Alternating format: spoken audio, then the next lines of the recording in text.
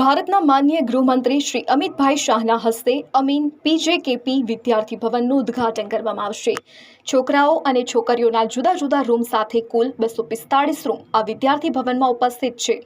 1929માં શ્રી કડવા પાટીદાર મહામંડળ બોર્ડિંગમાં રહેતા કેટલાક વિદ્યાર્થીઓ અભ્યાસ માટે તેમને પડતી અડચણો દૂર કરવા માટે એક સારી રહેવાની જમવાની સગવડ આપતી સંસ્કારી બોર્ડિંગ ઊભી કરવાનો પ્રશ્ન કડી તાલુકાના ડરણમાં શ્રી રામચંદ્ર જમનાદાસ અમીનના પ્રમુખ પદે યોજાયેલી શ્રી કડવા પાટીદાર પરિષદમાં મૂક્યો અને કાર્યકાળ આગળ વધ્યું। 2016થી શ્રી સતીશભાઈ પટેલના પ્રમુખ પદે વિઝન 2020 પ્રોજેક્ટનું આહવાન કરવામાં આવ્યું। ત્યારબાદ સતીશભાઈની ટીમના પ્રયત્નોથી વિકાસ આગળ વધ્યો। પ્રમુખશ્રીના ઉચ્ચ ને આધુનિક વિચારોના કારણે જૂના ભવનની જગ્યાએ અદ્યતન ડાયાભાઈ પટેલ અહીંયા કેપી વિદ્યાર્થી ભવનમાં ટ્રસ્ટી છું।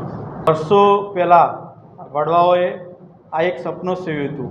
અમદાવાદ જેવા શહેરમાં એક ભણવા માટેની ઉત્તમ ફેસિલિટીવાળી સગવડવાળી અને દીકરાઓને જ્યારે પ્રશ્નો થતા હતા ત્યારે એ ભણવા માટેનું એક આ સગવડ માટેનું કેપી વિદ્યાર્થી ભવન 1932માં અમારા એમના સુપુત્ર અહીંયા છે, એમના પિતાશ્રીએ આ જમીનનું દાન આપીને આ સંસ્થા ઊભી કરી હતી અને લગભગ અત્યાર સુધી આમ જોવા જાવ તો ગુજરાતના મોટાભાગના ટોપ ઉદ્યોગપતિઓ, ડૉક્ટરશ્રીઓ, વકીલશ્રીઓ આ સંસ્થામાં કોઈ બી કેપી ભવન નામ આપશો તો બધા જ અહીંયાથી ભણીને ખૂબ આગળ વધ્યા। દેશ વિદેશમાં પણ આનું નામ થયેલું છે અને ખૂબ સારી રીતના આ સગવડ માટે આપણા સૌના આમ તો પનોતા પુત્ર કહેવાય, દેશ માટે સૌનું ગૌરવ છે, પાટીદારો માટે અને સમગ્ર કોમ માટે જેનું ગૌરવ છે એવા સરદાર વલ્લભભાઈ પટેલ પણ આ સંસ્થામાં ચળવળ વખતે રોકાઈ ચૂક્યા છે। એટલે ઐતિહાસિક ધરોહરની આ સંસ્થા છે।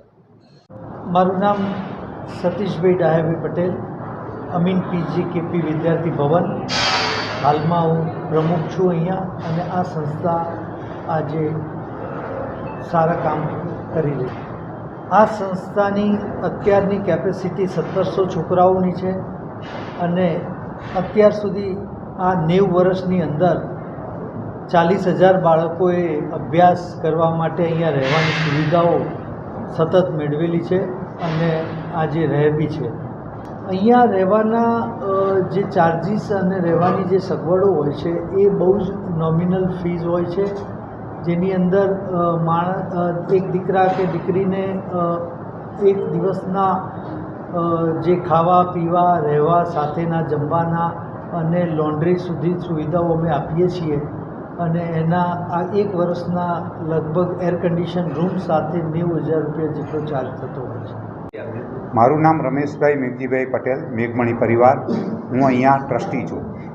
વિઝન 2020 અમારું જે વિઝન હતું એ અમારું પૂર્ણ થયું છે અને આવતીકાલે રથયાત્રાના દિવસે પવિત્ર દિવસે જે પ્રસંગ અમારો રાખ્યો છે એમાં શ્રી અમિતભાઈ શાહ, આપણા લાડીલા ગૃહમંત્રી શ્રી અને આપણા લાડીલા CM સાહેબ ભૂપેન્દ્રભાઈ પટેલ પધારવાના છે।